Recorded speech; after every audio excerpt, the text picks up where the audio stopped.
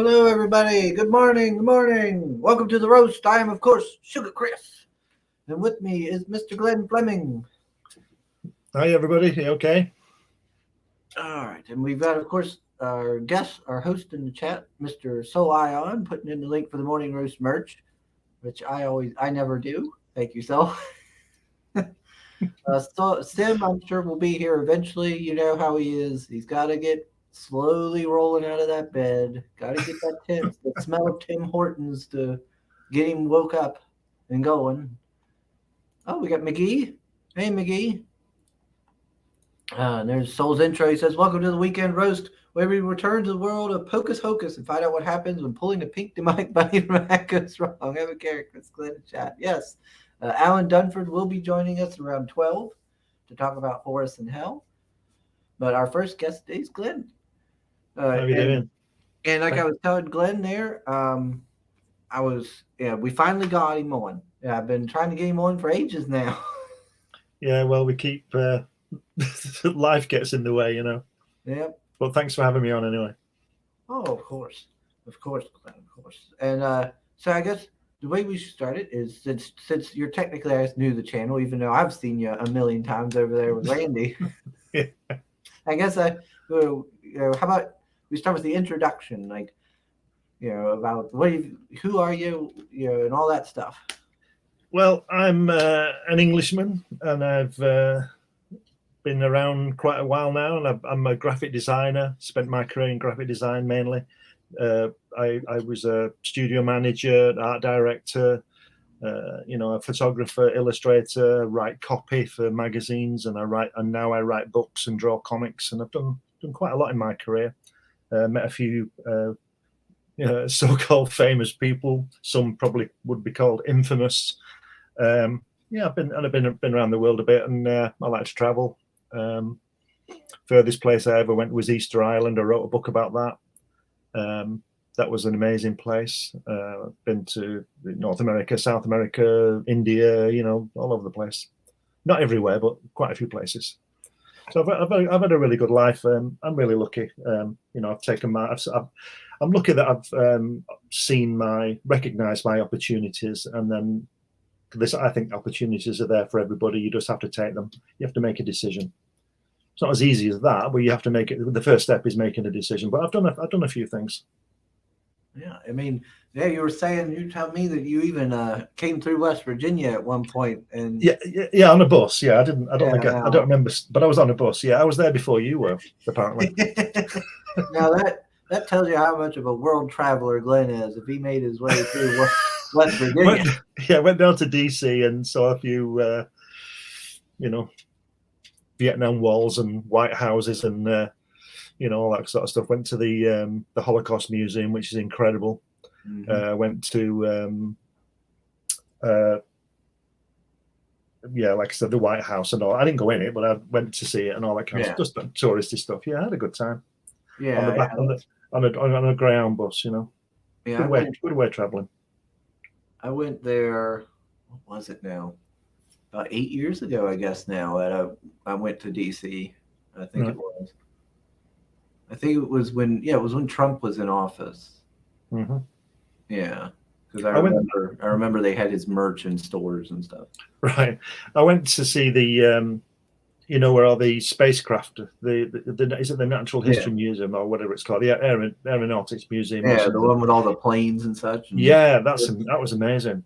Oh, I mean, that was a great thing for me to see the Apollo command module, Columbia, the Apollo 11 mission. They got the command module in there because I wrote a book about the astronauts who didn't get to the moon, and I interviewed 3 men who walked on the moon. Oh, wow. I interviewed Alan Shepard, who was the first American in space and the 5th man on the moon. Gene Cernan, who was the last man on the moon on Apollo 17. And what's he called? Edgar Mitchell, Apollo 14. He flew with Shepard. And Charlie Duke, who was lunar module pilot on 16. So that's 4. So, I wrote a book about the astronauts who didn't get there because they died in training and whatnot. So because I like to put, when I write books, I like to put a spin on it. I was just telling you earlier, I wrote a book about Lee Harvey Oswald, but I wrote it from his point of view, right? Because there's a million books on which shot came from where and all that kind of stuff. Yeah. I covered it from his point of view, so obviously a lot of it is from my imagination, because obviously no one has ever been in his head, like nobody's ever been in anybody's head, you know. Yeah. But I like to put a spin on things, and that's what I did. Yeah, I like the idea of telling the story of the people who didn't make it, you know, because that's a story that hasn't really been told much. Yeah, well, I think those barring cancellation of flights, most of those guys would have walked on the moon, like Gus Grissom. You've probably heard of him. Ed White and Roger Chaffee, they died in the Apollo fire. Yeah. They would have gone to the moon, if not walked. And Grissom would have, if had he lived and the way it went, Grissom probably would have been the first man on the moon, because he was a senior pilot. And then obviously it was Armstrong, but I think Grissom probably would have been the first man on the moon. But there's not, people know about those three, but it's the other guys that they're not well known, and I think they should be, because they died in training, planes crashes and things like that.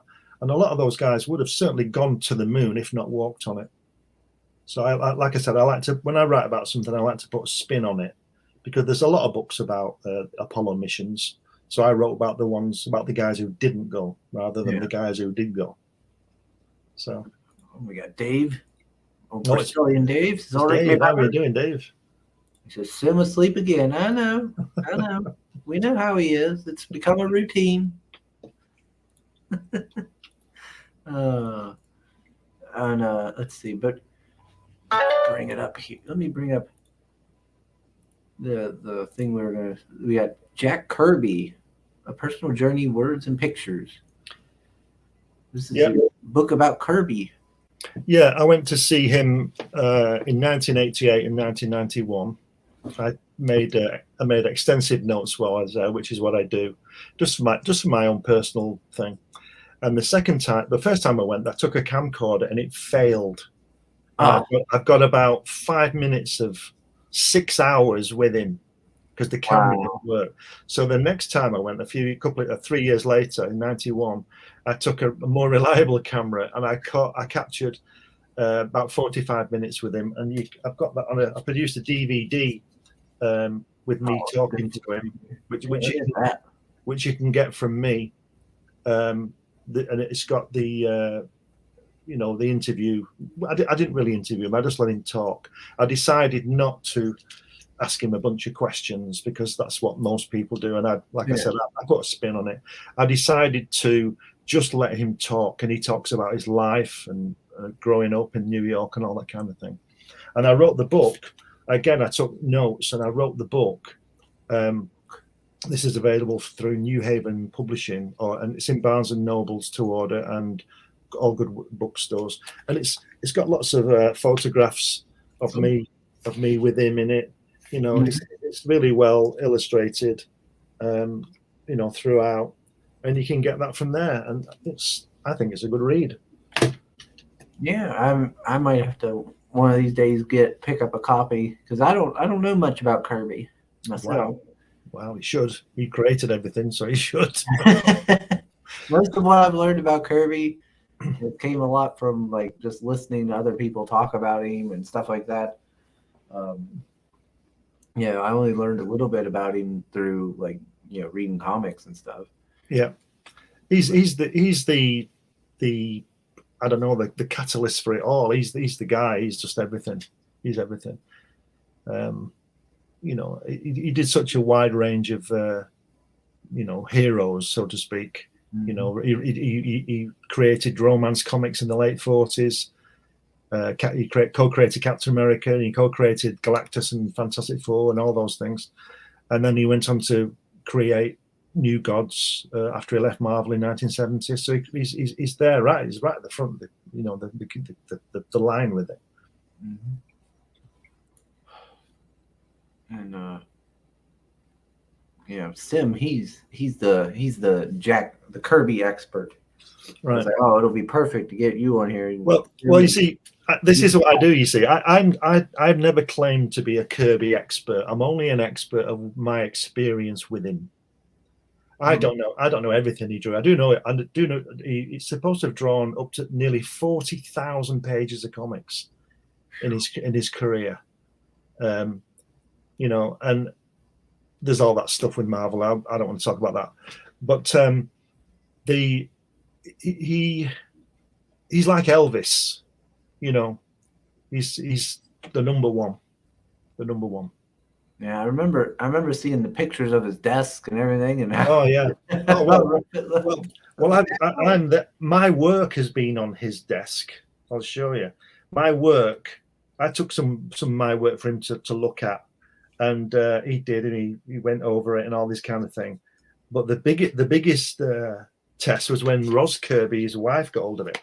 There's some photos. That's Jack at his desk. That's my stuff on his desk there, looking at it. Oh, yeah, look at that. You can't see it clearly, but you can in other pictures. But that desk is an amazing thing. To think of the stuff that's come off that desk is incredible. Because I think he used that desk since he was about 23, so 1940. I would assume so. That thing looks like it had all kinds of wear and tear on it. Yeah. Is it the Smithsonian? It should be in there. I think his son Neil has it. I think it should be in the Smithsonian. Well, yeah, I mean, behind a glass wall, so you can look at it, but not. You know, his achievements are just as important and as big as any other artist or creative type. Yeah. You know, if we have other creative stuff in there, we should have Kirby's. Yeah. I'll tell you what I did on the second. I mean, hindsight's 2020, isn't it? So I because I'm sort of respectful of him, I didn't take. I only took one film canister, one for 45 minutes, and I was there for 4 hours, and I decided I didn't want to sort of invade his privacy. And now I wish I'd just got 15 canisters and just filmed him just doing everything, I don't think he'd have minded, but he was great. But his wife Ros was she is fantastic. She really was really, really lovely lady, beautiful lady. And she was tough. You could see that. I often say that if Ros would have gone over to Europe with your guys in the war, that have all come back earlier, because she was a tough lady. If you imagine taking over several thousand New York ladies from that time, they'd have kicked somebody's ass. They really would. But she was great. She was lovely. But like I said, when Jack was looking at my work and he was telling me, he said, you see what I see. And from his storytelling aspect and all that, which was wow. And then she looked at them, and I was really worried when she picked them up to look at them. She was really gonna dig in, and she was good though. She was honest and she was good. These are the pages that I drew that I took to show Jack where he's influenced me. Oh, okay, yeah. So he liked them, and so he gave me some good pointers. Okay.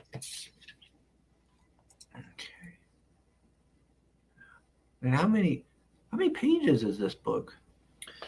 It's I'll tell you, it is 170, something like that. Oh, okay. What it is, it's a mixture of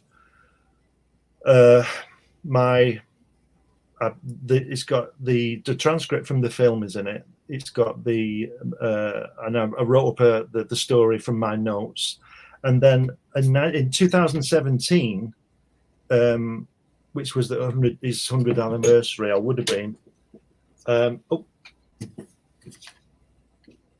Sorry about that interruption there. It was the film was released in a theatre. Where we had to about 30 invited guests, and I had a Q&A after with some British artists and writers. So and that Q&A is on the film as well. So you get everything. You get the ads that I did for the announcing the film. You get the film, and then you get the Q&A after the premiere. Yeah, that sounds pretty awesome. You're kind of a big deal, Glenn. You're over there having big premieres and Okay, Well, just traveling the world. you've got to do it. You've got to do it. You're following in the footsteps of like Bond or something. World travel agent. Well, I don't know about that, but yeah, I've done a few things. I've been fortunate. Let's see. Oh, we got Shadowhawk. He says, "Hail, Glenn, Allen, and Sugar." That's right. Yeah, you know where Sim is, Shadow. You know where he is. He's still counting sheep. But there was also something else I wanted to ask you about, Glenn, real quick here, and it was let me see this here, Mr. Hatch. Oh yeah, well, Hatch is my character, and this is the second book, and this is coming out from New Haven in a few weeks' time. And there's another book. I've got another book coming out about soccer, or soccer as you call it, football. Before this, but this is my character Hatch, and it's funny because Jack Kirby, when I showed Jack Kirby the strip, he said he needs a hat, so I gave him a flying helmet, one of those old things that they had in the 20s, you know. Uh-huh. And this is it's just these crazy adventures, and this is all hand painted artwork. In fact, the cover. This is the cover artwork. And as you can see, I do my own hand lettering. I work on board. It's all painted, coloured ink. And it looks really good. I'll do all my artwork on, traditionally, I think they call it. But yeah, it looked really good. I've done computer artwork, but I just like holding a pencil and a brush, Yeah. Well, I view the whole traditional digital artwork the same way I do like digital and physical books. Like Stan said, it's better, hold them in your hands. Yeah. Well, I've written a couple of science fiction books, and I like to illustrate them. Here's one. Again, it's on board. Oh, look at that! Yeah, that's nice. Wow. So I just love using the artboard and pencils and whatever I can get my hands on, Yeah. I think it's sort of real. I get a lot of stick for saying that, but I don't care, pick up a pen. You see, I get in trouble because I say, people say to me, well, you can just sort of delete your mistakes and start again. And I say, well, try not to make so many mistakes. It sounds really arrogant, but you know what? I don't really care. Well, it does create a little point there. Like the digital creates a bit of a crutch. Then that's right. That you rely on. And at the end of it, you've got a nice piece of artwork on board. You see, I've got thousands of pieces of artwork. Thousands. I'm in the process of trying to sell it. I want somebody to buy it all. You give me the money, and I can go to Australia or to Japan. There you go. Somewhere you haven't been yet. Oh, lots of places I've not been. I want to go to Iceland. Oh, really? Yeah. I'd like to go to Svalbard. Do you know where Svalbard is? No. Svalbard is north of the Arctic Circle. It's the highest point on the planet that's inhabited. If you look at the globe from north to west, it's up near the North Pole. Oh, wow. I'd like to go up there and have a look, see what's going on. I think it's a military base, actually, but I'd like to go and have a look. I don't know whether you can, but I'd like to go and have a look. I'm going to try. I'd also like to go to Antarctica as well, the other way. Oh, man. I went to South America a few years ago, and but I want to go. I want to go everywhere, basically. There's lots of places I've not been. Yeah, I want to do some traveling myself. I want to go out and see a little bit of the world. I just got to get around to it. I trekked around the Indian subcontinent way back 6 weeks. Yeah, 6 weeks with a backpack and my friend, and that was. We got detained in Iraq, in Baghdad, with armed guards and dragged off an airplane and all sorts of stuff. Oh man! And that was 1980, and I learned on the way when I got back that 12 hours after we'd been detained was when Iran bombed Baghdad airport for that 10-year war. So I would imagine that they were getting rumblings of this, and there were 2 American lads that we learned who were arrested and accused of working for the U.S. government. I don't know what happened to them. I don't know whether they were or not. I don't know. Oh my God. But I got the impression that they might have thought that we were involved in that kind of thing. That was scary. I don't know whether you know any Arabic, because I don't. But when somebody's screaming in your face in Arabic with an AK-47 in your belly, you pay attention. Yeah.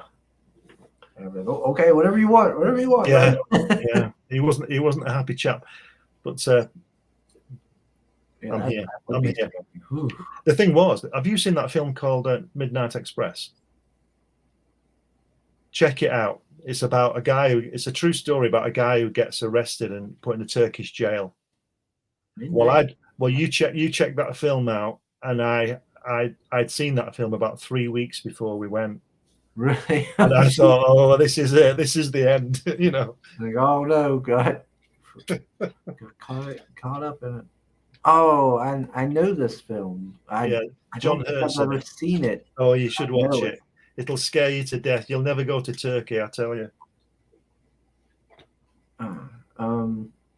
Sim works hard, needs his beauty rest. Yeah. He says, Hatch is just incredible stuff. I want one of those statues your lovely lady makes. Oh, yeah. The Shadow Hall. Yeah, I seen a picture of it there on the Facebook. Yeah, she did a really good job with that. Well, she's however good I may or may not be at drawing, she's better than I am. She's a ceramics artist. She does a lot of work in clay, and she makes these huge artworks. It's just wonderful. We're just fixing up an exhibition for her. We both had a couple of exhibitions in the past few years with artwork and paintings and stuff, and because I do oil painting as well. I've not done for a while because I've been doing this comic stuff, but we have great conversations. We talk about ancient Egypt and floods and all this kind of stuff, and we have a great time. I'm really lucky. We have a glass of wine, nice dinner, and we chat about the moon and the galaxies and all this kind of stuff. We have a great time. Wow. And she's the best looking girl that ever lived. You sound like you're a lucky man, Glenn. I am. Let's see. Oh, and you know what? I got carried away and I did not play the Kirby piece. All right. There we go. I'm going to play it real quick. Let me see here. Go full screen. And then play. Is it playing? There it is.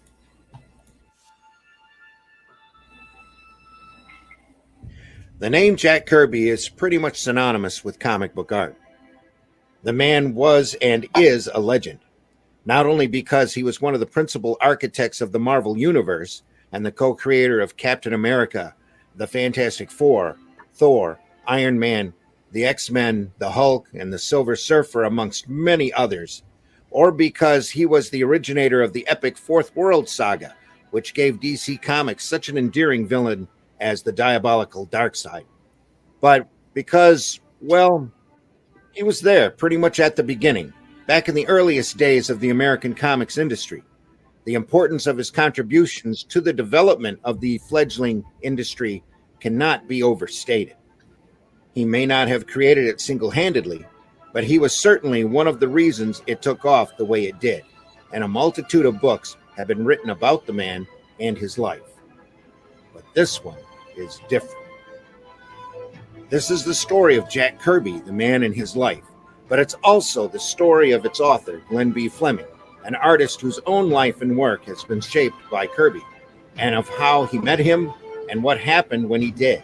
It is an intensely personal account of one man's quest to come to know his hero, and along the way, through a fascinating mix of anecdotes, personal photographs, and correspondence, it sheds new light on the man justifiably known as the King of Comics.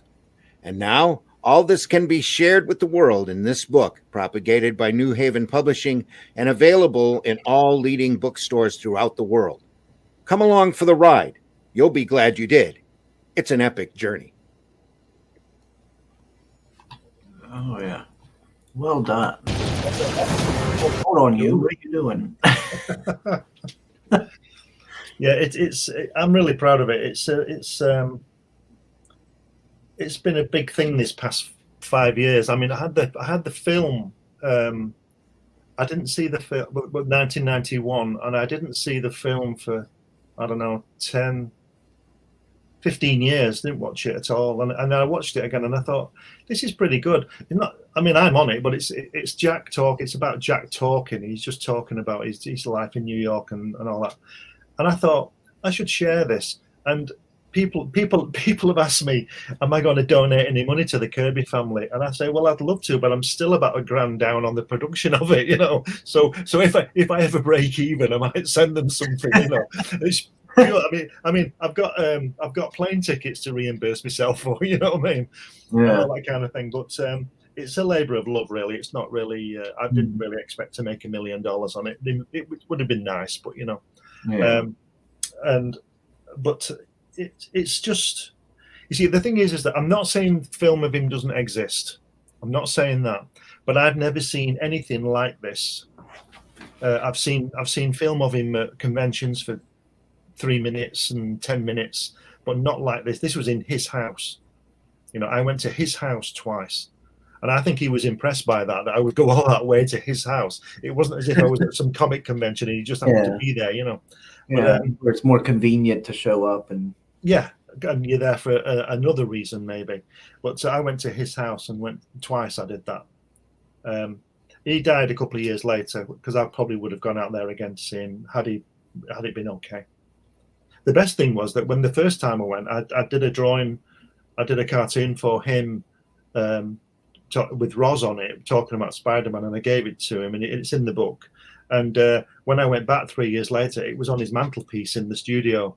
And I just wonder whether it was Roz who remembered, or him, or whether it just was there all the time. I don't know, but it's just nice to think that somebody remembered me, and it was there, you know. That's pretty nice. That even if they didn't have it on the mantelpiece that whole time, they still remembered that you did that, and it was a nice gesture. Yeah. Well, when I got there, I couldn't speak. When I finally got there, my first view of him in real life was a silhouette in his kitchen window, and he came to the door, and I couldn't speak, and Roz made us lunch. We're sitting there having lunch, and everybody else is having a great time, and I'm just sitting there. I couldn't eat, I couldn't drink, I couldn't speak, and he kept asking me why I was there. What's your name again? Why are you here? You know, and I'm like. But after a while, I was okay, and then I just talked to him, and he was great. He was a really nice guy. Well, yeah, I guess it would be pretty intimidating, you know, meeting somebody of his prestige and accomplishments and everything. Yeah, but he wasn't big-headed or big ego or anything. He just was quite content. He had his gorgeous wife with him. He had a nice house. He was 71, I think, when I first met him, and then he was all right. He was doing all right in his life, you know, as far as I know. I don't really know him. People say Jack Kirby was my friend. Well, that's for him to say, no, and I don't think I'm his friend. I'm just somebody who dropped by a couple of times, you know, probably irritated the hell out of him. You know, who is this English guy? You know, he can't even speak. He flies all this way and he's speechless. Doesn't talk, won't leave. Yeah. Oh, Pale Rider's here. He says, enough of all this comic stuff. Let's move on to the rest of the show. Still waiting patiently. No, Pale Rider. We're not going to do that. We start talking wrestling, Soul will get upset and leave. Yeah, see, there he goes. Stop trying to ruin my weekend mood. No, I think I've published like 11 books now. One of them, I wrote a book about my dad's experiences on D-Day. He was a paratrooper on D-Day. Oh, yeah, I remember you saying that. That one I'd be interested in, certainly.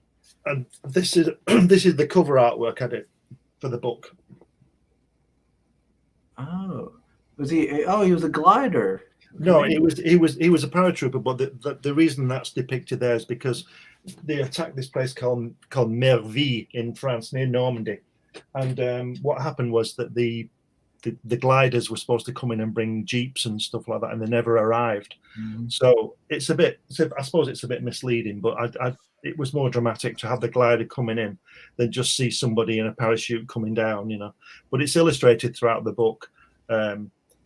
sadly, my dad died a long time ago, but I just wish I could have, he could have seen it, because it's like, you probably know veterans yourself, and they never talk about it, do they? My dad never meant. He said a few things. So what I did was, again, like the Lee Oswald book, I didn't write it from my dad's point of view, but I wrote it as like a story. So what I did, I researched what happened.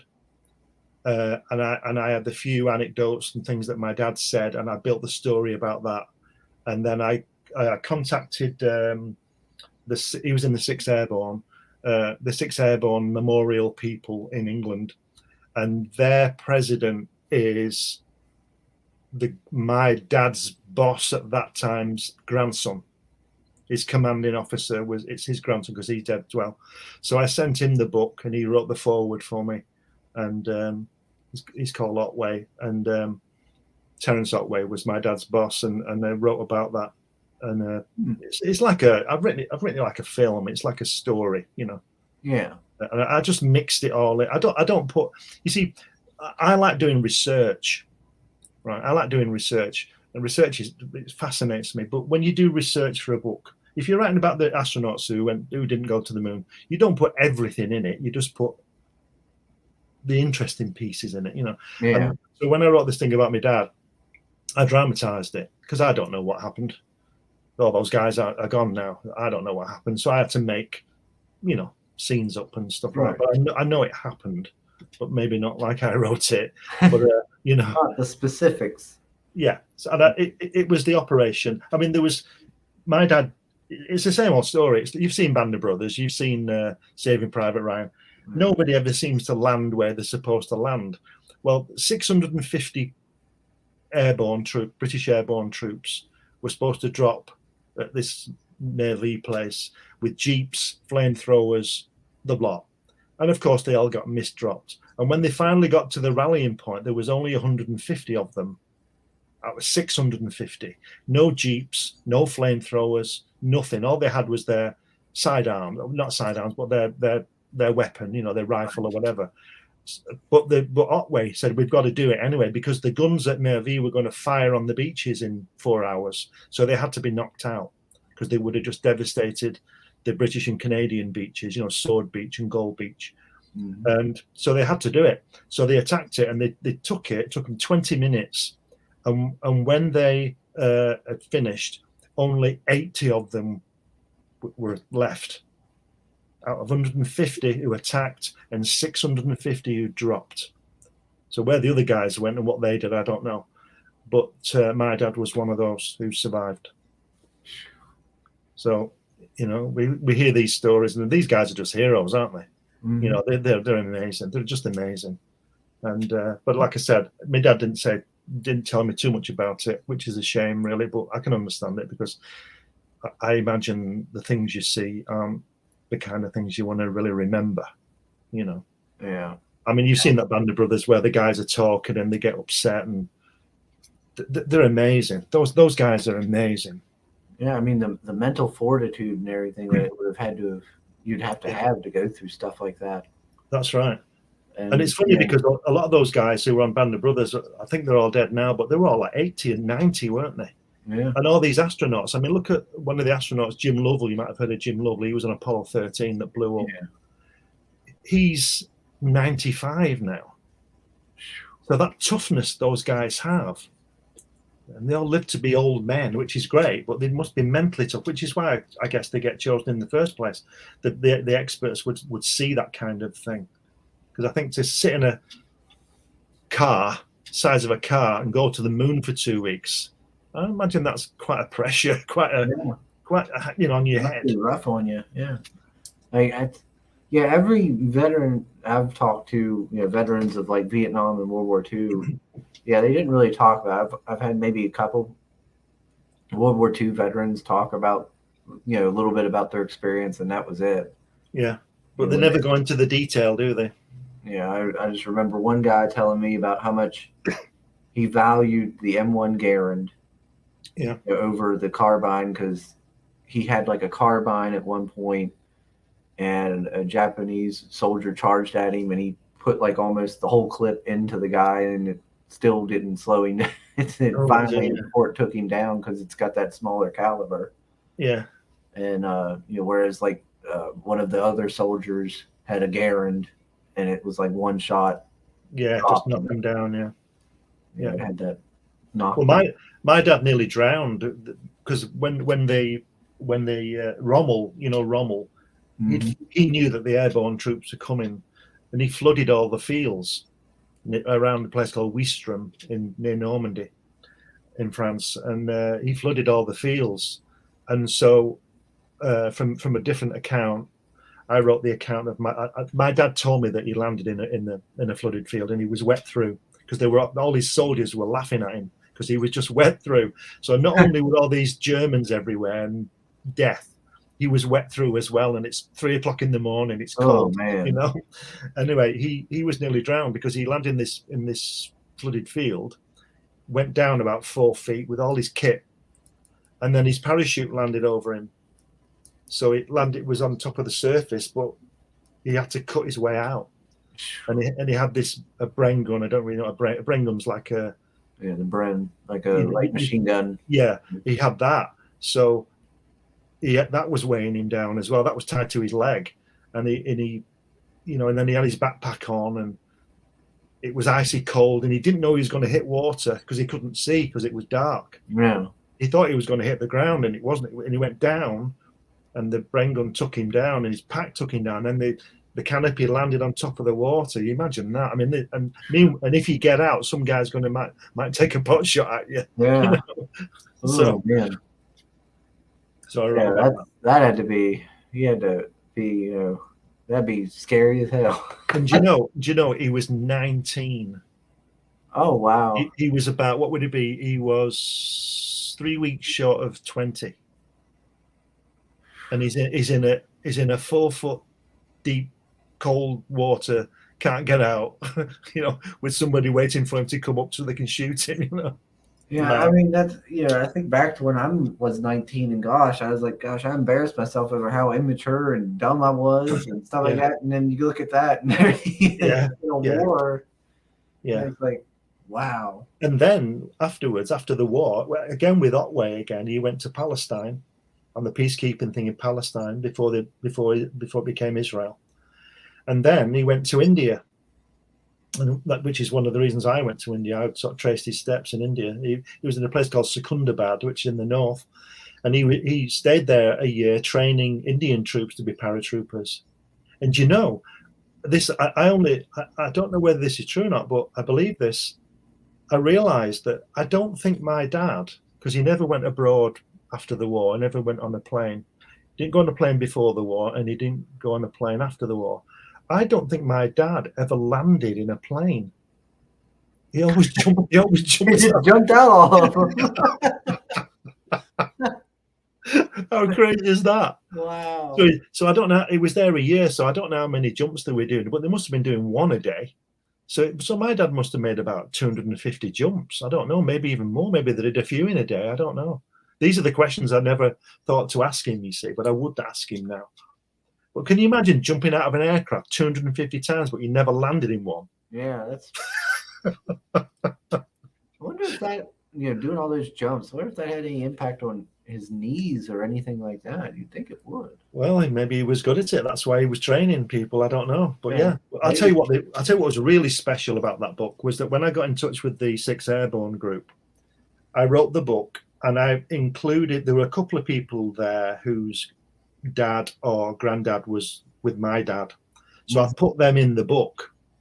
He talks to them in the book, and they're named in the book. And there's a guy called Doug Moody, and his dad must have known my dad. Anyway, I sent him a copy of the book when it was published, printed and everything. I sent him a copy of the book, and do you know what he did? I was going to do this, but I've got a bad back, so my wife wouldn't let me do it. I was going to do a jump with the book into Navy because they do it every year.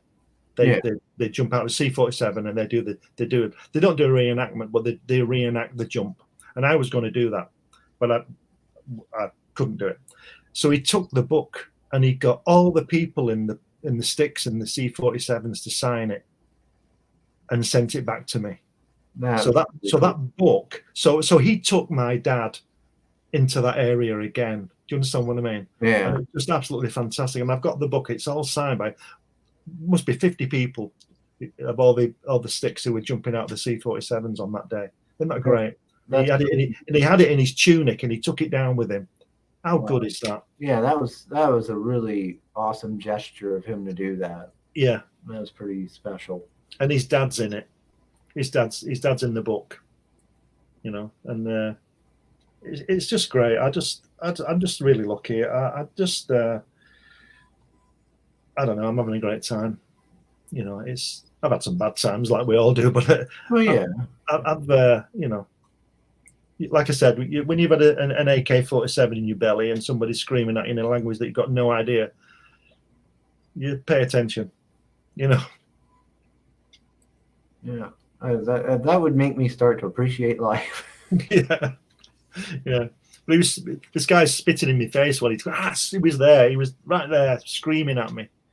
I don't know what we were talking. You know, if you ever go over to France or Germany or Belgium or Spain, you can pretty much pick out the words and what people are talking about. But Arabic is totally different, like Japanese. It's totally different. Yeah. And this guy's screaming at me. And do you know what he wanted? He wanted my passport. And it was in my pocket, and he just took it. And he went, passport. And I thought, why didn't he just say that? I'd have given it. But what he did, he took the passport with my friend's passport and went out the room. And I thought, well, we're really knackered now because we've got no identification now. Yeah. And then we'd just seen that film, that Midnight Express film. Oh, yeah. And me and Tim were just looking at each other, you know, like, oh, shit, this is it, you know. But anyway. Let me see. Feller says, I kind of miss Sim talking over Chris. Well, I'm sure he'll show up eventually to do that. One of these, eventually. Wherever he is. We got Hex. Good morning. Hope you're doing well today, Hex. Papa Cotton's with us. He says, nothing prepares you for how disgusting India is. Yeah. I know what you mean. That place is gross. You've seen it on the TV, and it's about 6 million times worse. Oh, really? Yeah, it's not good. It's a nice place, but there's too many people. Yeah, I've heard that it's very smelly and it can be very I didn't find it was smelly. There's lots of smells, but there's lots of food being cooked and stuff like that. But it's just. I would say go, but don't go. It's just incredible. I'd like to go back to see if it's as bad as I thought it was, but it wouldn't be, would it? Because when you do something, it's never as bad, you know. But yeah, it was quite an event. It was quite an experience. Yeah, I've always kind of been interested just because of everything I see on the internet. Makes it sound terrible, and it's very unhygienic and stuff. Yeah, it is that. Yeah, it's. I could tell you some stories, but I won't tell you on air. It's quite. I've seen a lot of people say like, don't eat like the food there because you end up getting like sick or something. Well, you're gonna get that happened once to me, but you got to eat, haven't you? You got to eat something. But I could tell you. I'm not going to tell you on air. It's. Okay. Let's see. So says, hello, Papa. Are you talking about the toilets where they use a wooden spoon to splash water on their ass instead of toilet paper? Probably not, but I thought of that right away. Ew. Something along those lines, yeah. Gross. Yeah. Oh, there's Alan. Hey, sir. Al, how are you doing? Hey, how are you guys? Oh, going all right? Well, I'm going now. You just missed the show.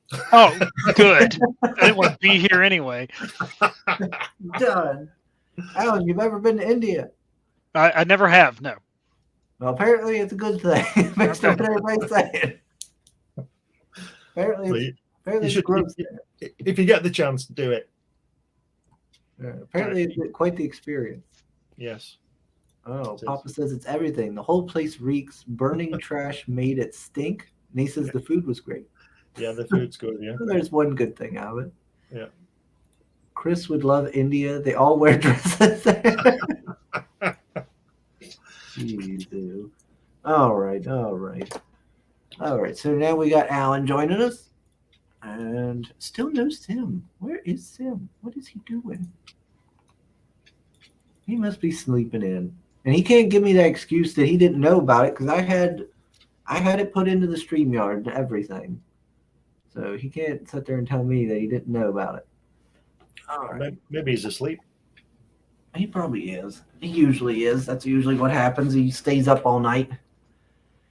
And then he blames me for everything. That's fine. All right. So everybody, do go check out Glenn's cool Jack Kirby book. That's gonna be cool. That sounds interesting. It would be nice to hear some more about Jack Kirby and his life. From the man himself. Well, if you get the DVD from me, you can, because there's about 45 minutes of him talking, and he tells you all sorts of little stories. I'm not going to tell the ending of the story because that gives it away, obviously, but he tells a story about when NASA contacted him to go down and draw Neil and Buzz in training. They rang him to go down and draw them while they were training. Yeah, That's interesting. Yeah, it's a funny story. He talks about in the war about laying mines and stuff like that, and he talks about a lot of things. But he doesn't talk so much about comics. I just let him talk. Like I said to you at the top of the show, I made my mind up not to ask him direct questions like, how do you do this and how do you do, because that's just, to me, that's just a waste of time. He told a lot of interesting stories about when he was a kid in New York, and so you learn about him rather than the comic producer. Yeah, well, that's how you get like a more organic kind of anyway. Yeah, he's real. He's a real person. I know he's this fantastic comic creator and all that kind of thing, but we know that.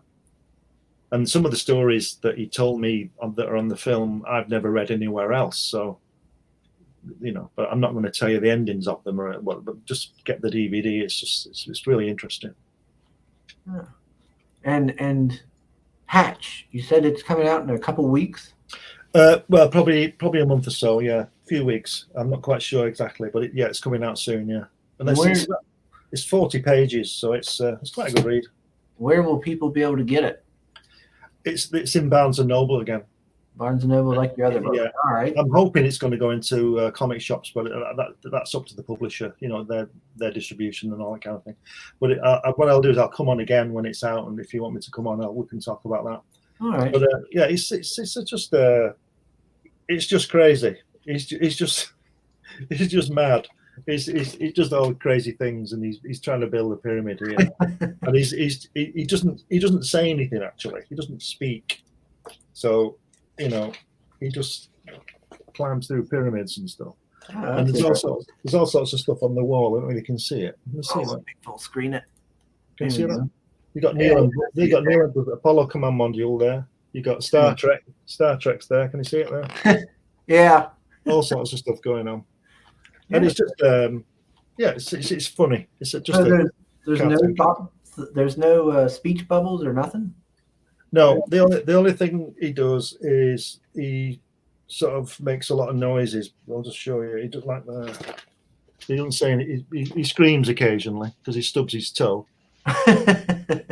But he doesn't actually speak. He's on his own. He's on his own in his little asteroid, and what happens is that. He's just bewildered all the time because all these crazy things happen when he wakes up. Things are going on. It's just a laugh. But that's out in a few weeks. All right. So yeah, everybody, do go check it out. Soul's putting the link to the Jack Kirby. Thank you, Soul. So everybody, do go check it out. I do appreciate you joining us, Glenn. Appreciate it for coming. Finally getting on and learning more about it. We got a globetrotter such as yourself over there. Well, maybe.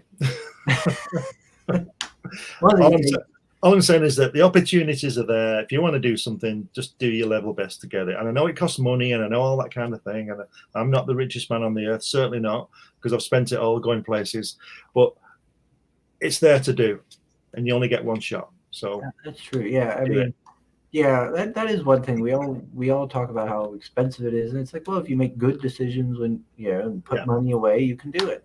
Well, it depends how you do it. I mean, I mean, I'd love to, but I don't fly first class everywhere. I'll get the cheapest flight, because you can sleep on the plane. You can sleep when you get back.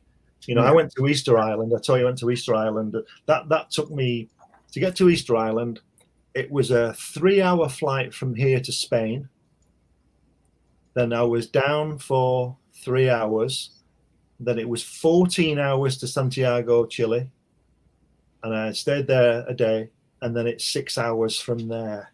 But on the way back, I didn't stop in Chile. So it was 6 hours from Easter Island to Santiago, down for 2 hours, 14 hours to Spain, down for 6 hours and 3 hours home. I set off from local time, 11:45 in the morning, and I got back home at midnight Saturday because the time change and all that kind of thing. So I was out. I was spaced out. I was hallucinating, because I couldn't go to sleep because I didn't know what time it was. I didn't know where I was. I didn't know what I was doing. So I stayed up all night. But to me, it was morning, and because my head was over there. But yeah, it's part of it. It's part of the wonder of travel. All right. So everybody, check out that Jack Kirby book, and keep your eyes open for Hatch. Yep, and lots of other stuff as well. If you go to Amazon, put my name in Amazon, you'll see all the magazines and books that I've produced. Yeah. Go buy them all, so then I can go to Iceland. That'll pay for my ticket to Iceland, and Australia and Japan. Big friend Iceland. I want to go and see the Great Wall of China before there's a war. Gosh, I'd like to go to China, but I'm always worried with how their government is and stuff, like going down there. Yeah. I don't want to end up like, getting my organs harvested or something. I don't know. Yeah. Allegedly. Yeah. Oh my! But yeah, Alan, we're neglecting you down there. Oh no, I'm just letting you guys do your thing, man. All right.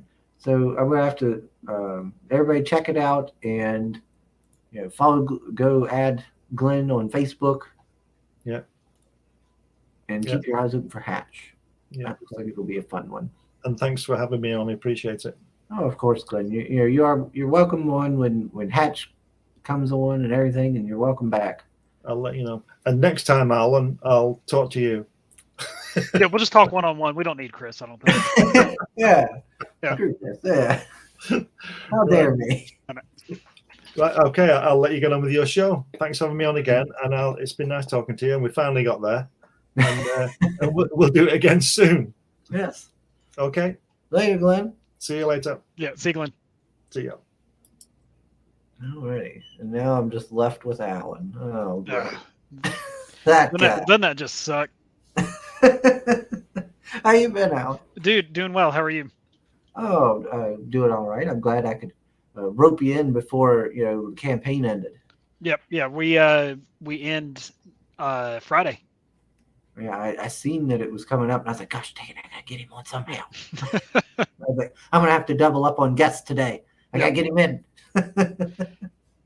Oh man, this campaign has done, surprisingly well for us. We're just super excited with the reception of everything and how it's been going. I remember you saying that Horace was a bit of like a fan favorite. What is it? I remember you saying that Horace was a bit of a fan favorite. Yeah. People seem to really like that character, kind of gravitate toward it. So that was one of the things where we decided, hey, let's go ahead and just make it his own one-off, and let's see if it does well. And if it does well, we can make it more than a one-off. Maybe we can make it a 2-off, 3-off, 4-off. However long we need to. Yeah. However long people pay for it. What's everybody saying here? Sim is spending quality time with his roommate. Oh, come on now. No. He's spending quality time with his pillow. Sleeping. What it is, probably. I'll have to send him a message, see if he's doing all right. All right. And let's see. Let me share. Let me bring it up here. Here we go. Horace in Hell, number 1. There she is. Yeah, been trying down to 6 days, so we got you in right at the end. Yep. So everybody needs to go check it out. What's this? Oh, so it says sugar. I don't know if we get a sugar rush today, but I recently found a red dress hymn which just came out. What's a red dress hymn? Uh, I don't know. I don't know what that's about. I don't. I don't know. So we'll see. We'll see. We'll see if we get a rush. We'll see. We're at 262 backers. We'll see if somebody backs. Then maybe we'll check out that hymn. All right. So folks might not know we've had you on a couple times now talking about Pocus Hocus and whatnot. I got my shirt. I should have worn my shirt today. You should have, you fool. Oh my gosh! I know. What am The I level doing? of disrespect. I know. I know. I'm wearing this dang Simpsons shirt my mom bought me. What am I doing? If your mom bought it for you, that's all that matters, man. All right. So folks might not know about Pocus Hocus. So why don't you give us the pitch and everything, Alan? So I kind of like to take it in a little bit different direction, man. So whenever we were writing Horus, yeah, it's a spinoff from Pocus Hocus, but we set this book up to be its own standalone. So if you've never read Pocus Hocus, you won't be lost or confused. So we don't expect anyone to ever come in and read 5 issues of a comic book before we ask them to read this one. You know what I mean?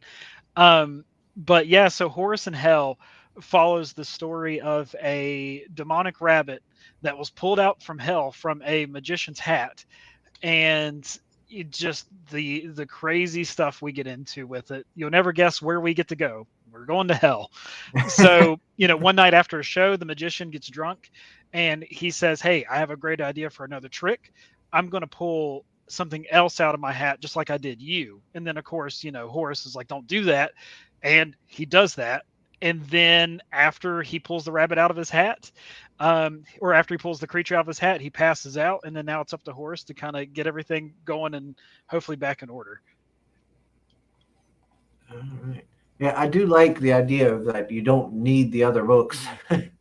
Yeah, I think we would be doing ourselves a disservice, man, if we did, right? Like, I think it'd be kind of alienating new people coming in, because this is just another way for us to, help grow our audience and grow a fan base.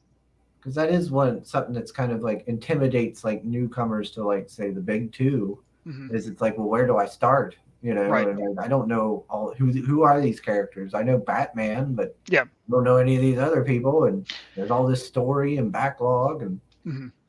Yeah, see, and again, man, that's what we tried to avoid, right?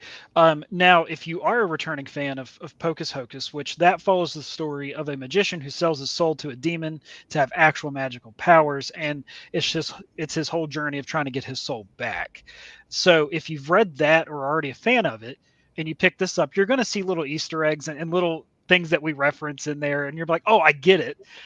So it's just kind of a cool thing. Just again, we always try to keep in mind fans new and old whenever we're doing a project.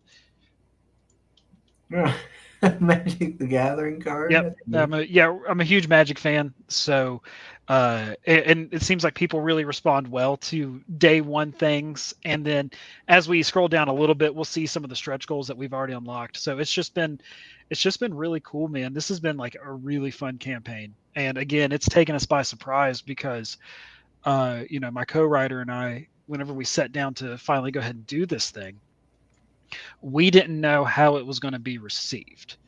Yeah. So we took a chance and we were like, okay, if issue 1 doesn't do well, we can end it on issue 2 if we need to, because, independent comic books are expensive to make. Yeah. So, if it doesn't do super well, we can at least finish a story on issue 2 and then just be done with it. Say, hey, we did it. But if it does well, what's our plan B? Right. And luckily there was enough story there for us to really drive out a whole series. And we're grateful the fact that the latter happened and we're able to, have the story keep going and growing organically. And then, of course, we like to always do the fun add-on exclusive. So we have a holofoil limited add-on, a limited keychain, and then just a keychain that you can just have. I could use the keychain. Yeah, I could use a keychain. I just got my little I just got my one lanyard here from one of the crowdfunders that I use for my keys. And what better way than to be repping one of our keychains, right? Yeah, I can just have a cute little pink bunny as my keychain. There you go. Let's see. That's right. Won't lose you, won't confuse you. Horse number 1. That's right. There you go, everybody. Oh, we got original art too. Look at that. Yeah, so we're actually, when you scroll down here in a little bit, you'll actually get a chance to see the actual page. So Kit Wallace does all of his pens and inks by hand. So he signed the page, and then of course, we have it on here, and yeah, Kit he'll mail it. So I think that's it's a really cool thing because our other artists that we have on Grandma Chainsaw and Pocus Hocus, Brian Belando, he is so fantastic, and he does everything digitally. So of course, it's kind of hard to get an original piece if it's digitally done. But yeah, from where this is handmade by Kit, it's just really cool to see. Space Monkey Nights Go cross promo. Yes, a friend of ours, Caleb Palmquist, who has done other books, namely his big one is Unicorn Vampire Hunter.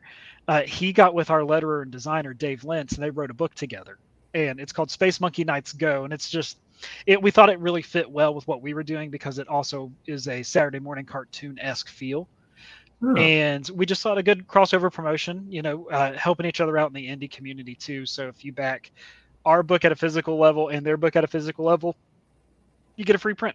So it's just that is something I've seen a lot with the Kickstarters, like Rob Multari and stuff do, where they do cross promotion like that. I think that's a fun idea.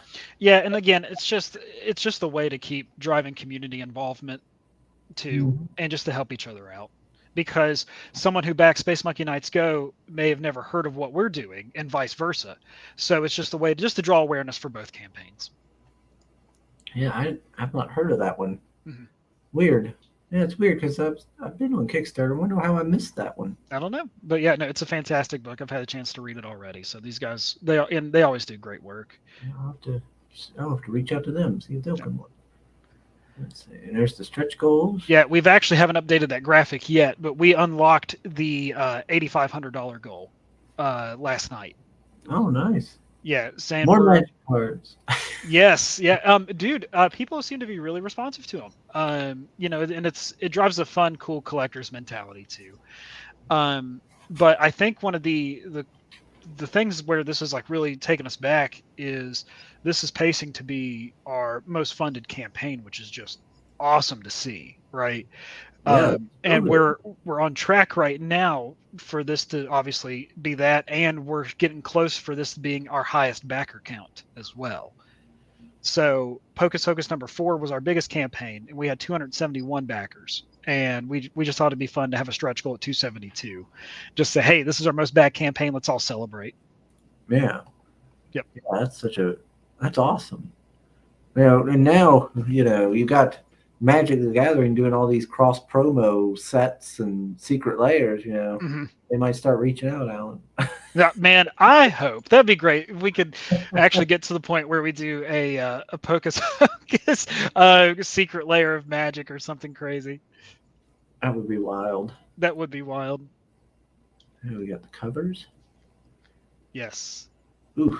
Okay, so this is our cover A by Kit Wallace. You followed our campaigns before.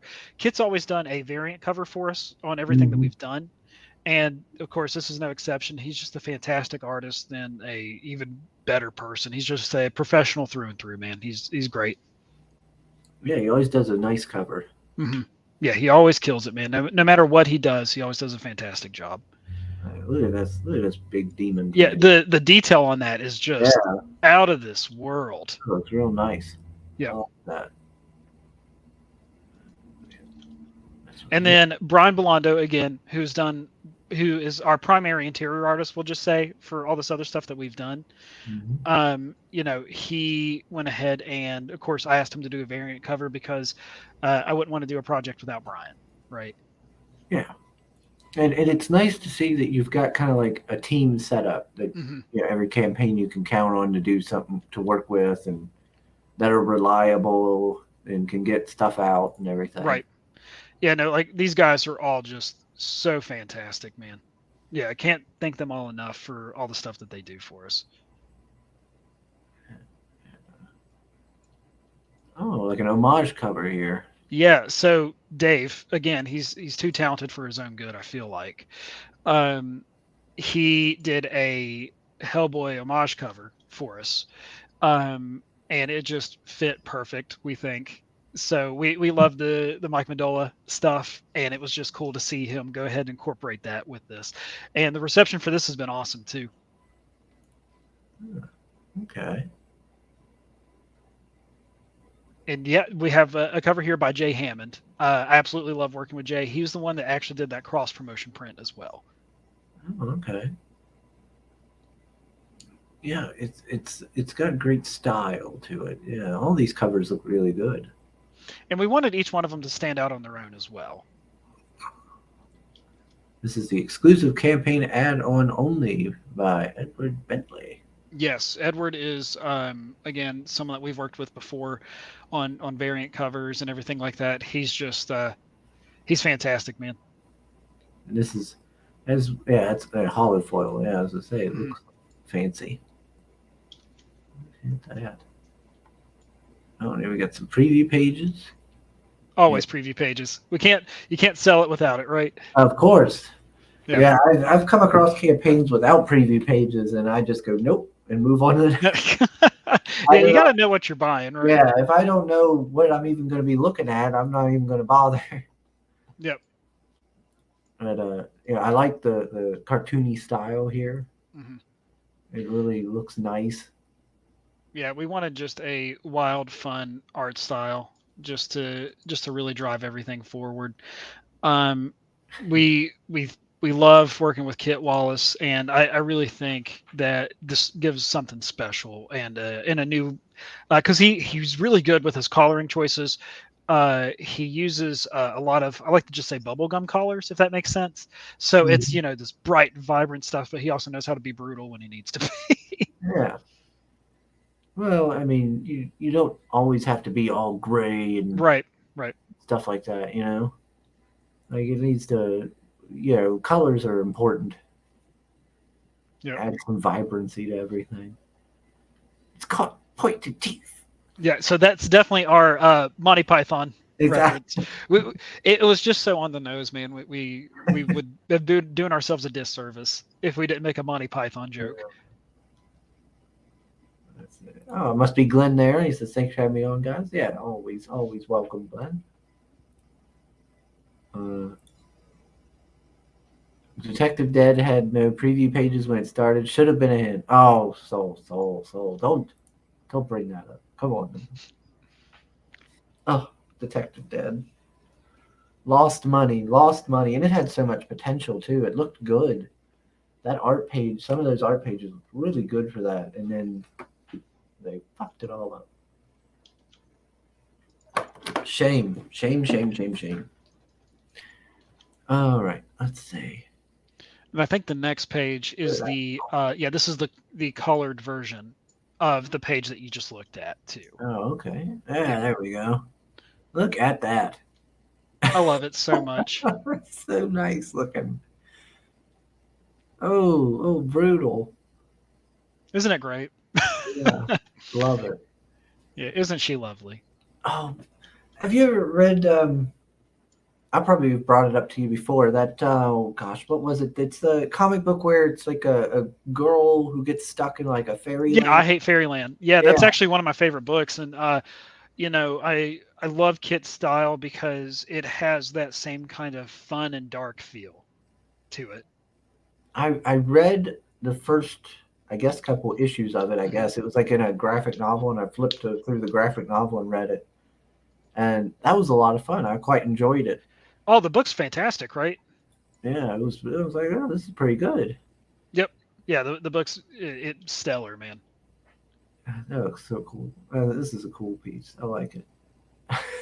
Yep. And then, of course, we have, what's a demon rabbit if he's not fighting an angel, right? Yeah. It just gives him that look. we loved how Kit captured the blinding light look, right? Mm-hmm. Yeah, one of the things I think that a lot of books miss out is one of the things I think that manga and stuff does that a lot of things miss out on is that expression, the amount of expression that comes out of like some of the faces and the over the top kind of exaggerations of things, and I just like how expressive this stuff is. Yeah, and that's the big thing, right? Because this book is at its core, it's still character driven because it's Horace trying to deal with this world that he's been thrown into. So I think we would have lost a lot of ourselves and the heart of the story if we wouldn't have had it that way. Oh, Soul's putting up Dave Lentz's portfolio. Yep. Oh, thank you, Soul. Soul always has all of the links. Links I don't even know about half the time. He's just throwing them in there. He's vital to this show. Soul says, "Sugar just shows you that crowdfunding might look easy from the outside, but smarts and resourcefulness are required at the minimum." I don't know about smarts and resourcefulness. I'm doing it. So. Well, you're doing something right, apparently. Here, come on. Yeah, I know. And then, of course, this is actually finally introducing. We're finally catching up because that part of the book is Horace just retelling the story of how he got there, right? So now we're thrown into, and Chris, you've read Pocus Hocus, so now you get to see him drawn in Kit's eyes and his assistant Emily. So it's just kind of a really fun way to see everything happen. Yeah, it is good to see, Kit doing that full book after seeing his covers and his cool style and stuff. Let's see.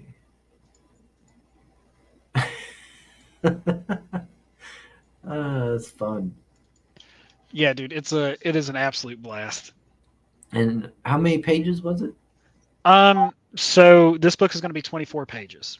And I know everyone always likes to hear this, especially whenever you're back in a book or whatever, but all the interiors are done for the book. So literally we're just waiting for the campaign to end, and we're going to go ahead and collect the pledges for the crowdfunding, and then we just go from there. Oh, nice. Yeah, so quick turnaround then. Quick turnaround. Yeah, that's going to be a pretty quick turnaround. Like I said, we just finished Grandma Chainsaw not that long ago. We're waiting for that to get sent back to us, and I think that's the hard part about crowdfunding is trying to guess when you're going to get the book back from the printer, because sometimes they get crazy busy, sometimes they don't. It's just you never know. So I've had books be locked at a printer for a month and a half before. Oof. Yep. Oof. But hey, that's why you always have open and honest communication with everyone that's supporting you, and you just always let them know what's going on. Oh, we got Marinus. Hey, Marinus. How you getting along this morning?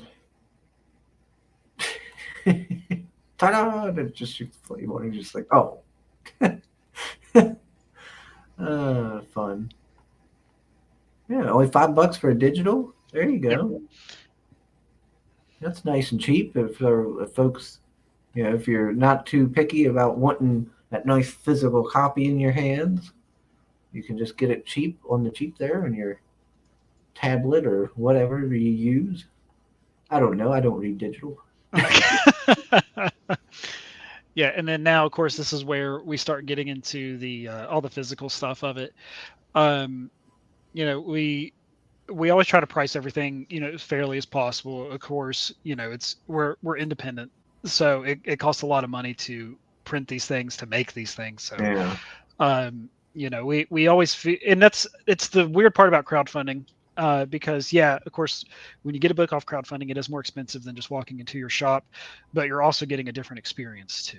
You get to talk, the conversation like we're having right now. You actually get to talk to the creator and see what they're doing, and really just kind of get that kind of relationship with it. So that's a very unique thing about Kickstarter that you can't take away. Mm-hmm. That's true. And what is he saying now? Played me some Aliens Dark Descent. Oh, okay. Yeah, I've seen some videos reviewing that game, and they were saying it's pretty good. Let's see.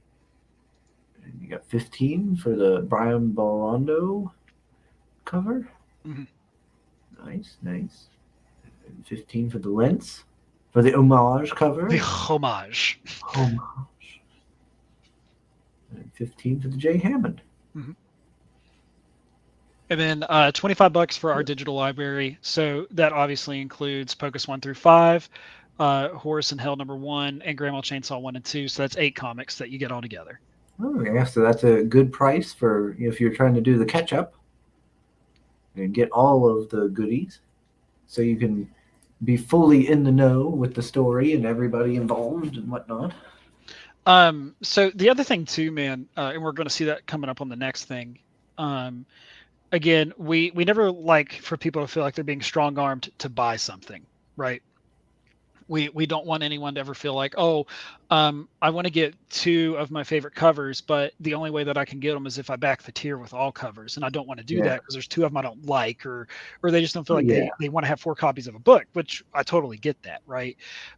So we never want anyone to feel like they're being shoehorned into having to do something. So we always try to offer tiers that are fun and unique. That way everyone can kind of build their own tier. So we always do everything a la carte. So everything that you see is an add-on within itself too. So that way, literally, like I said, if you want a certain cover or certain hollow foil, however you want to do it, you can just build your own tier, and that way you can do your own thing. Of course, we offer bundle prices where you could, if you get everything together or whatever, it's a little bit cheaper doing it that way. But if you don't want all that crap, you don't have to get it. Rate limited? That's weird. Yeah, like that's always good to have it to where people can customize their order. Mm-hmm. Makes it easier on them, and they can get the best bang for their buck that they for what they want, right? And that's what we're about to see on the next one. Okay. So yeah, it's $25. You get to pick any of the 2 covers that you like.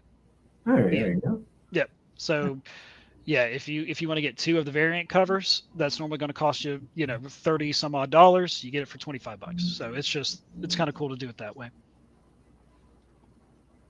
What is going down? What is this? I just clicked on my Twitter and it says that I am rate limited. Yeah, I had that pop up too. I think there's an issue going on, so I didn't even worry about it. Yeah, it's not even bringing up comments and stuff. That's weird. Because I was going to do something there for a second. It's weird. Now look at you. Meredith wants to know the page count. Yeah, 24 pages on this one. Yep. 24 pages. And 24 beautiful pages. Alan says that he doesn't want to strong arm you into buying anything, but I do. Go buy this. This is Sugar Rush. Go buy this and get yourself a good book. You heard it here, folks. And there's the fancy hollow foil. Always. Oh, okay. So the Kit Wallace one has a hollow foil as well. Yeah, and we made it a virgin cover too, just to really let his artwork breathe and just to kind of make it a little bit more special. It is a good cover. It is pretty. Yeah, I remember whenever the first time we saw that cover, it genuinely blew me away. Like Kit is just he's a monster, man. It's great. Oh, we got the T-shirt. Always T-shirt. I'm a sucker for T-shirts anyway, so I might need another T-shirt to go with my Pocus Hocus one.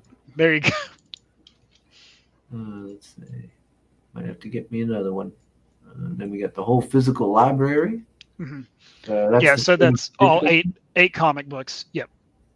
So again, Grandma Chainsaw 1 and 2, Pocus Hocus 1 through 5, and then Horus #1. For $40, that's pretty good. That's a pretty good deal. For only $40, and you're getting like 8 comics. Yeah, and then of course, like how we mentioned earlier, right? You get all the Kit Wallace cover, or you get all the covers for Horus and Hell #1 this way. It just made more sense to us just to put them in a bundle pricing too. Oh wow! Now we're getting even into the big time cover stuff here. Metal. Yes. Yeah, I love metal covers so much. And again, we made it Virgin too, just to show off the artwork for it. I don't see as many people making metal covers. Is it They're genuinely expensive to make, and they're heavy too. So, not only are you ordering something that's expensive to make, you're also ordering something that's expensive to get shipped to you. Yeah. So it's just like, oh man. Let's see.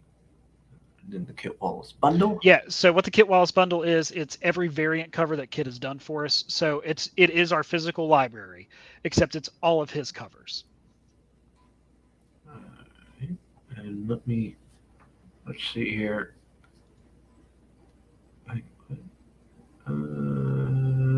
Sugar, I know it's from your mom, but wearing a Simpsons shirt is kind of like wearing a wrestling shirt. Oh, come on. So, come on now. To be fair, I haven't watched wrestling or Simpsons in many, many years. But mom, when she went off to go be with dad or be with my brother and help him when he was doing his moving and stuff, I was watching her cats and feeding them for her and everything. So she ended up going and seeing this shirt there while she was down there, and she's like, well, I'll pick it up because it wasn't too pricey or something. She's like, and I'll pick it up for Chris as thanks for watching my cats. Oh, so it's got that sentimental value. You can't take that away. So I was like, well, all right, I'll just wear this, around the house and while I'm on streams and stuff like that. Let's see. We got the I Love Horace bundle. Yeah, that was just a quick and easy, like, hey, this is all the stuff that the campaign offers. Here you go. Just throw that in there together. So it's all the, you get the metal cover, the holofoil cover, all the variant covers, the T-shirt, and the 2 keychains, I believe. Yeah, so that's the everything bundle. Right, of course, and PDF of the book too. Because sometimes I have seen some campaigns where they don't put the PDF in on a physical level. Like they want you to buy the PDF separate, but we always throw our PDF in on the physical. Yeah, that's odd. I see I've never understood that. Most of the people I see will include the PDF in the physical. Right, but sometimes you do see one-offs of It's weird to me not to include. Right, I guess they're just trying to maximize their profit or whatever. But hey, who are we? So. And then this is the last tier that's offered. It's $250. It's everything. So it's our physical library, all the Kit Wallace variant covers, and then the T-shirt and all the stuff from the I Heart Horrors campaign.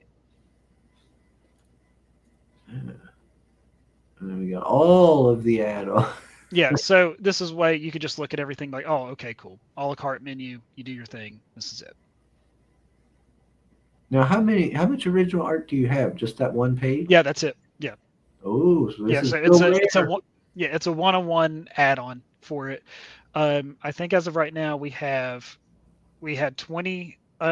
Whenever we started it, we had 50 of the Horus limited keychains. Now we have 20, and I think we're down to about 20 of 30 of the holofoil covers. And as you know, you do a lot of Kickstarters, and you talk to a lot of creators. Campaigns live and die by the first 20 or the first 48 hours and the last 48 hours. Yes. So I'm just really curious to see how this thing's going to do from where it felt like continuous upward momentum. So we're just curious to see how this thing ends. Yeah, honestly. If it gets that nice big boost at the end, you might have a nice chunk of change here by the end of the campaign. Uh-oh. We lost Alan. Oh no. Where did Alan go? I swear I didn't kick him. You kicked me. No, my whole browser refreshed. I guess Chrome had an update. But no, and I think that's the crazy part about all this is, we want this to do well, because all the money we make, we're still just putting back into books, because, we have Grandma 3 coming up, Pocus 6, Horus 2, and then there's obviously other projects that we want to work on as well. Look at these guys. These guys are getting ready to ugly mugs. Getting ready to release their rap album or something. Yeah, we are. Yeah, we're about to drop the hottest rap album involving a pink demon rabbit you've ever seen. We Will here, mean mugging. Yeah.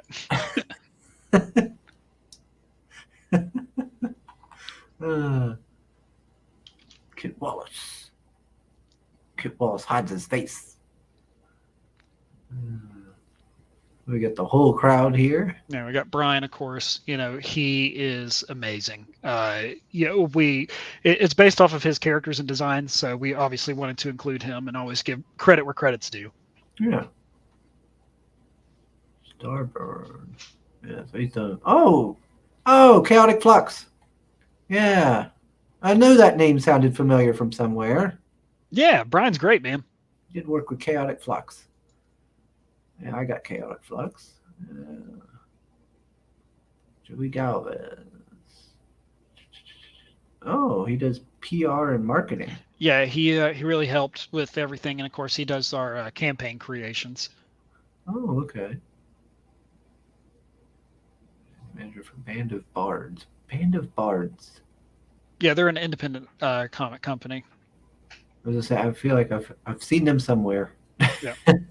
And then Nerd Initiative, those guys have been absolutely incredible, just pushing this thing out, man, as much as they can. They're really championing the book and what we're doing, and I just can't thank everyone involved enough who's really helped us out in all this. Nerd Initiative. I never heard of them. Interesting.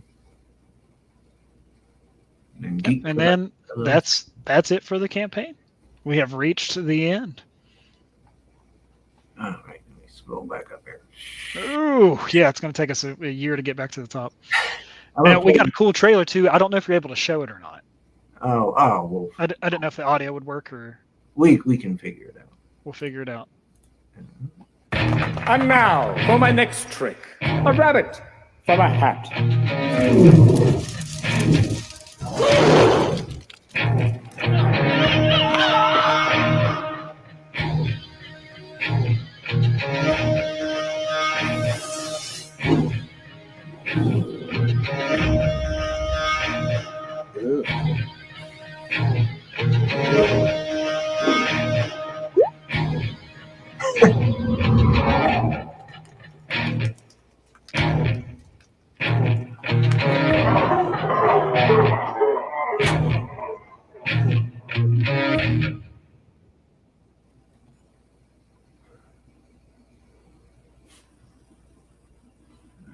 Okay, Jared Matthew Dahl. Yeah, he's done all of our trailers for Grandma, Pocus Hocus, everything.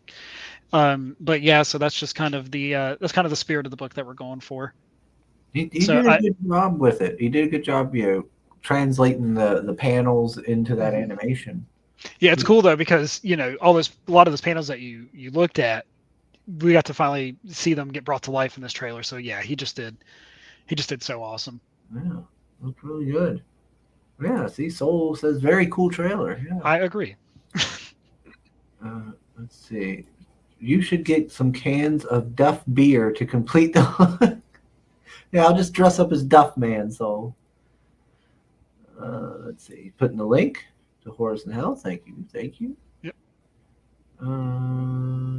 Let's see. They're still talking about that Aliens game. Okay. Yeah. And when do you going to start on the next Pocus Hocus and stuff? So that one's kind of a weird question to answer, right? Because we launched Pocus 5 not that long ago. And of course our trajectory was we do Grandma Pocus, right? Because Grandma Chainsaw is only going to be a 4-issue run, and then it's done. We told our story.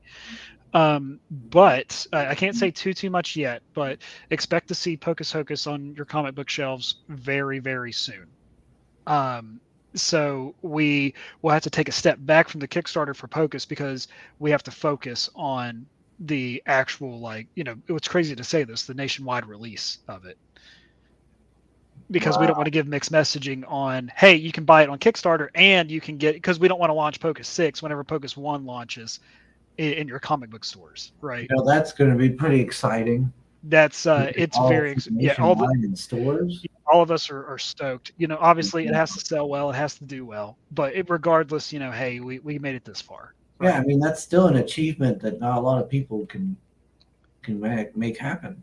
Yeah, we're gonna be in previews and in Diamond here coming up, and as soon as we have our preview our pre-order code, I'll definitely let you know, so we can share it out and Yeah. maybe get some people who've never read it before. Because it's all kinds of different crowds, right? You have your people that like to back Kickstarter. You like your comic book crowd that just likes to go to the shop to pick it up.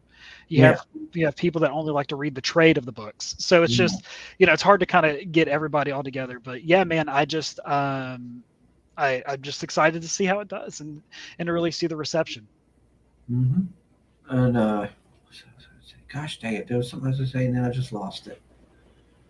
Yeah, I know. So sometimes you have to step back from Pocus to focus on Pocus. Yeah, you just got to focus. It's easy. Yeah, you got Pocus, Hocus, Focus. Oh man. Oh gosh dang it! It keeps getting right there, and then I lose what I was going to say. What is it? But I do like the look of this book. The art looks fun. The style is very energetic and colorful. Mm-hmm. I could see a lot of people liking it. Like younger people. Like young kids could like it. Yeah, so that's the big thing. Like, and it's so cool because this is again, this is pacing to be our biggest book. Backer count especially is the huge thing, right? Mm-hmm. But I think that it's awesome because it's going to open up so many doors for us for new fans too. Yeah. So people that pick this up and like it, and they're like, hey, I wonder what else these guys are doing. So then they can get a chance to read some of the other stories that we're telling. Mm-hmm. Yeah, I think this has a lot of wide appeal. Yep. For all kinds of different demographics, if you want to use like business terms, I guess. Mm-hmm. Are you going to hit? There we go. Are you going to go to any cons? Yeah. So we're going to be going to cons for the first time this year. We're starting small. We're going to a con that's going to be in Columbus called Collectors Con, and it's their first time doing it. Now I say, hey, we're starting small, but watch this thing be like massive, right? Because we looked at getting what was it, like Baltimore Con and a Galaxy Con in Richmond, Virginia. We looked into those, but Are those big ones? So that's why I went ahead and decided against it, because I've never done a con before and I don't want to just dive in head first, right? I want to make sure that like I know kind of what to expect and really how to handle it, because I know that those days are going to be long and exhausting. Yeah. And I just want to make sure that I'm prepared for it, and just so that way, I can really like sell the book and stuff, because I don't want to just be sitting there like dead in a chair and someone walks up and be like, what do you have? I'm like, don't worry about it. Keep moving. You're from West Virginia too, ain't you, Alan? How did you forget? Why'd you I'm just making sure, okay? Yes, that's the only reason why you talked to me in the first place, was because I was from West Virginia. You, Jason Powell, and all was from West Virginia. Yeah. Will's from West Virginia too. Will lives 5 minutes from me. Yeah. Yeah. So, what about what was it called? Legend Con? I'm not sure. I know that Tsubasa Con is kind of the big one around here. That's that's the one that happens in Huntington. Yeah. Then there's that. I think that's what it was called, Legend Con. It was down in. Oh gosh, I got it on Facebook. Let me check. Oh, Sol just commented on here. He has a friend who's a diehard Hellboy enthusiast. I'll send him the link later if you can jump on it. Oh, I appreciate it, Sol. Thank you. Oh, nice. Was it Legendary Con? Gosh dang it. I can't remember what it was called now. It was Legend something. It was the West Virginia Convention. I can't remember what it was called.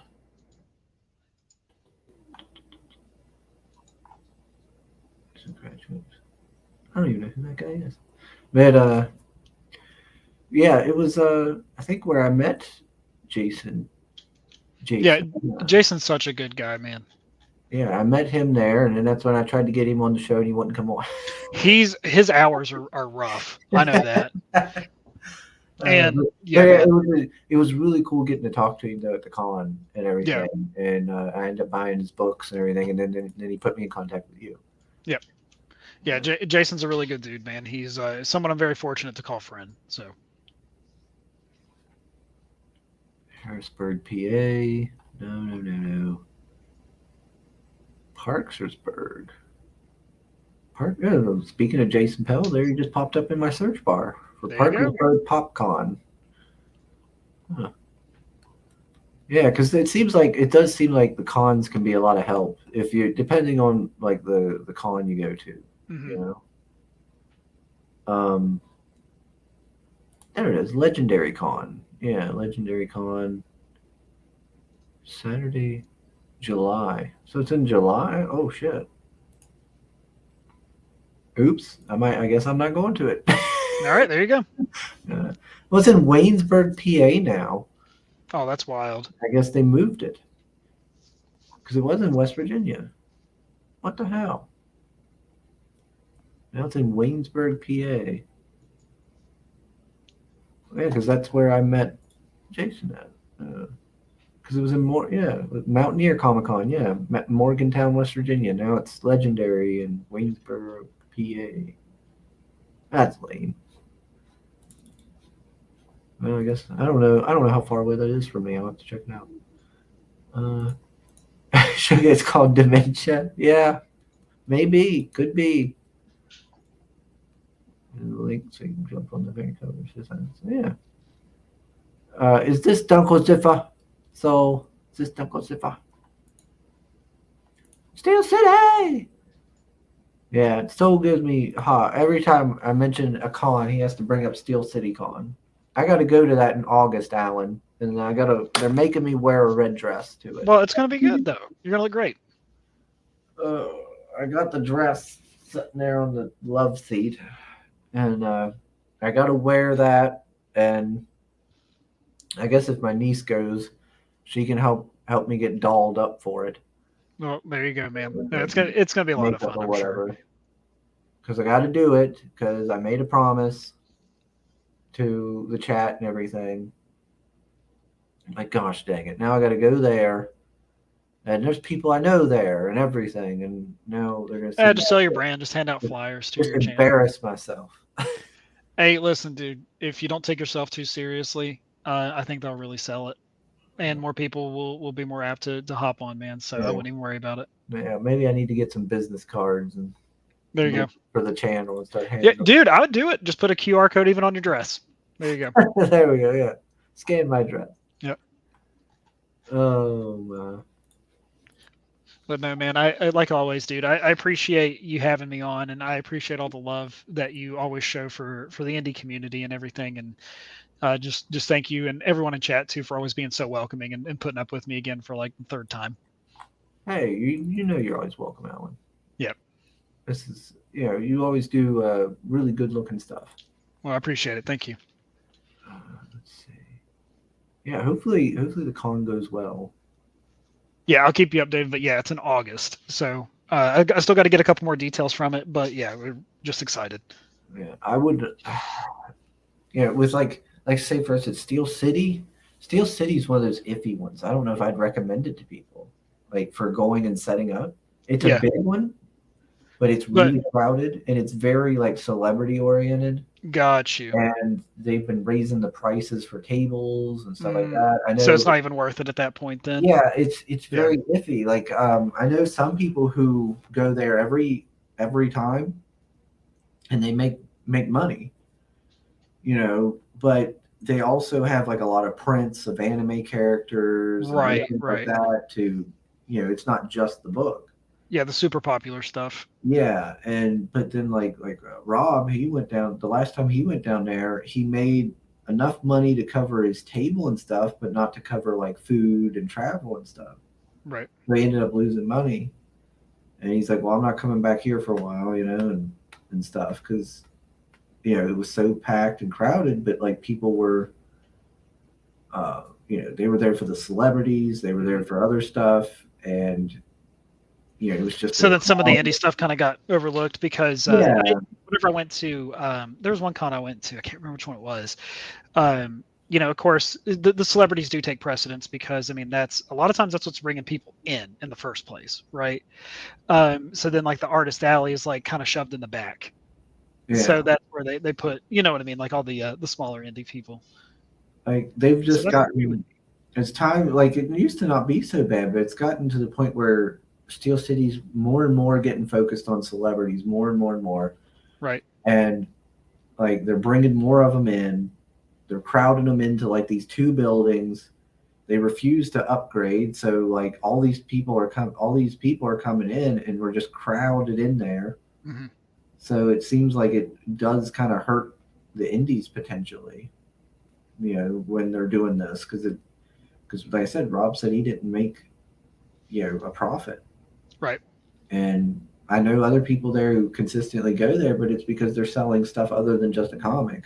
Right. Yeah, they're selling like art prints, things like that. Yeah. So I don't know. I don't know if I'd go for something smaller, like a smaller convention and stuff. Yeah, see, that's what and plus we're doing it really just to dip our toes into it first, just to make sure that we don't get overwhelmed, and we know kind of what to expect. So yeah. Let's see. Sugar, no, but this is one I've mentioned several times. Oh, the Portuguese fella. Yeah, he's Portuguese, once worked at a comic shop, paints miniatures like a pro, and got me a HAL 9000 short box. Nice. Yeah, I remember you talking about the Portuguese fella. So yeah, follow our guest, please do. Steel City Con will have one more celebrity this year they don't expect. Oh, Lord. I don't know how I'm going to do that. I guess I'll have my dress. I guess I'll see if I can find like the long red gloves. there you go. And then I guess I'll just have like, if Trinity goes, I'll have her help me with like makeup and stuff. I say make sure you put your hair up too.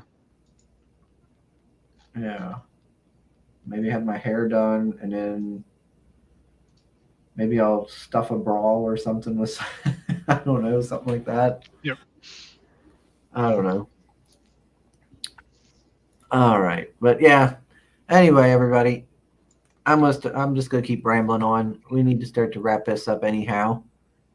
So everybody, do go check out Horus in Hell. I agree with that message. Book. Great looking book. Gosh dang it, Alan. You're always putting up these books that I got to spend money on. What are you doing? It's not my fault. But it does look really good. Well, I appreciate it, man. And, like, obviously, as with everything, we're always just so grateful for the whole community and everything. And we just keep trying to make fun and unexpected books and things that just take all kinds of twists and turns that you never see coming. And hold on a second here. Stop it. What is this? Fine. Gosh dang it, so fine. I'll click on this link. We'll see what this is. He's not going to let me give me a break here. He keeps posting this theme song or something he's saying here. Nora Fatehi? What is this? Maybe this will be our... Here, let me bring it up so it'll make him happy. What is Nora Fatehi? There you go.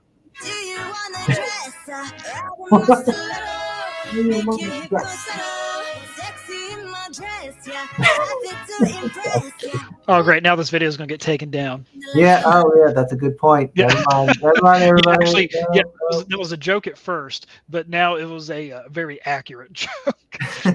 So much for this. Oh, sorry, man. people who's going to watch the replay.